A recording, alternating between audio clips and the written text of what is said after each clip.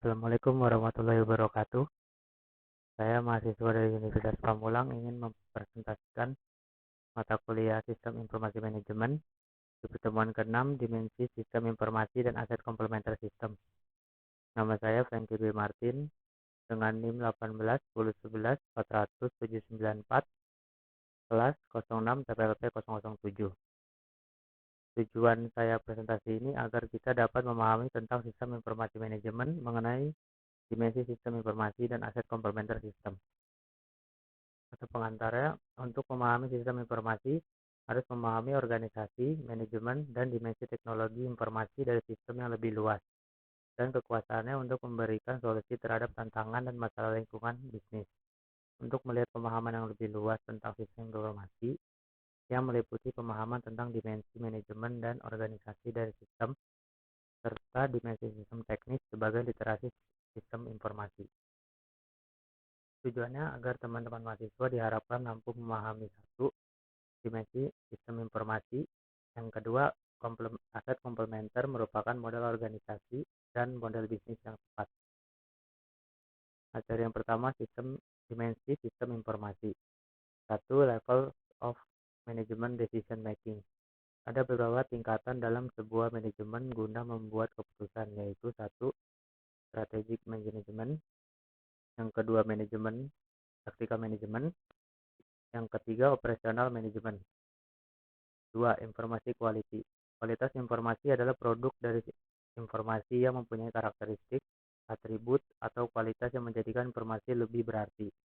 Informasi mempunyai 3 dimensi, yaitu 1. Dimensi waktu, mempunyai 4 kriteria, yaitu timeliness, currency, frekuensi, dan time period. Yang kedua ada form dimension, mempunyai 5 kriteria, yaitu 1. Clarity, 2. Detail, 3. Order, 4. Presentation, 5. Media. Yang ketiga ada content dimension, mempunyai 6 kriteria, yaitu 1. Akurasi, 2. Relevance, 3. Completeness, 4. Conciseness, yang kelima scope, yang keenam ada performance. 3. Decision structure. Decision structure dibagi dalam 3 kategori, yaitu 1. Struktur, situasi di mana prosedur yang harus diikuti pada saat suatu keputusan sangat dibutuhkan dapat ditentukan terlebih dahulu. Yang kedua, unstruktur, situasi di mana tidak mungkin untuk menentukan terlebih dahulu prosedur pengambilan keputusan untuk menentukan keputusan.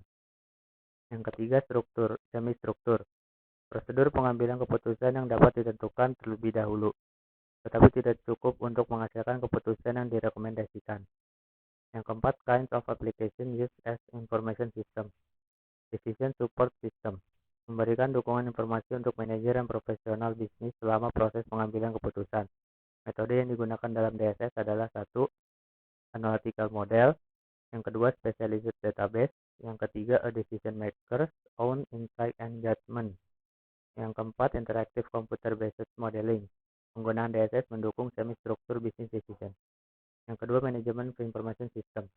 Manajemen information system menghasilkan produk informasi yang mendukung kebutuhan untuk pengambilan keputusan setiap hari oleh manajer dan profesional bisnis. Laporan yang ditetapkan sebelum menampilkan informasi dan tanggapan dari informasi. Yang ketiga ada online analytical processing.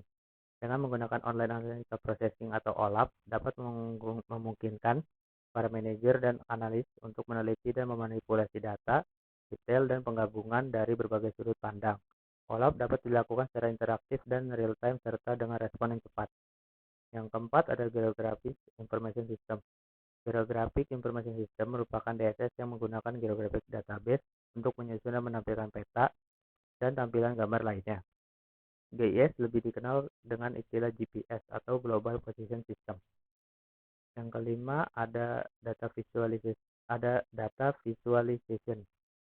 Sistem data visualization system merupakan DSS yang mewakili data kompleks dengan menggunakan bentuk grafis interaktif 3 dimensi seperti bagan, grafik, dan peta. Yang keenam ada executive information, merupakan penggabungan dari fitur-fitur yang terdapat pada MIS dan DSS. CIS menyediakan eksekutif yang paling tinggi secara langsung dan akses yang mudah untuk informasi. Cukup populer, biasa digunakan oleh manajer, analis, dan tenaga ahli lainnya. Yang ketujuh ada enterprise interface. Portal enterprise interface portal merupakan integrasi dari MIS, DSS, CIS, dan teknologi lainnya. CIS memberikan pengguna intranet dan pengguna extranet tertentu untuk mengaksesnya. Yang kedua, aset komplementer merupakan model organisasi dan model bisnis yang tepat.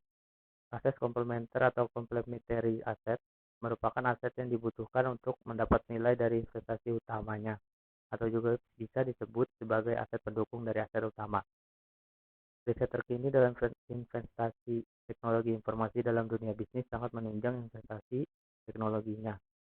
Dengan investasi aset komplementer seperti satu, modal bisnis baru, dua, bisnis proses baru, yang ketiga, perilaku manajemen, yang keempat, budaya organisasi atau pelatihan akan mendapatkan tingkat pengembalian yang superior.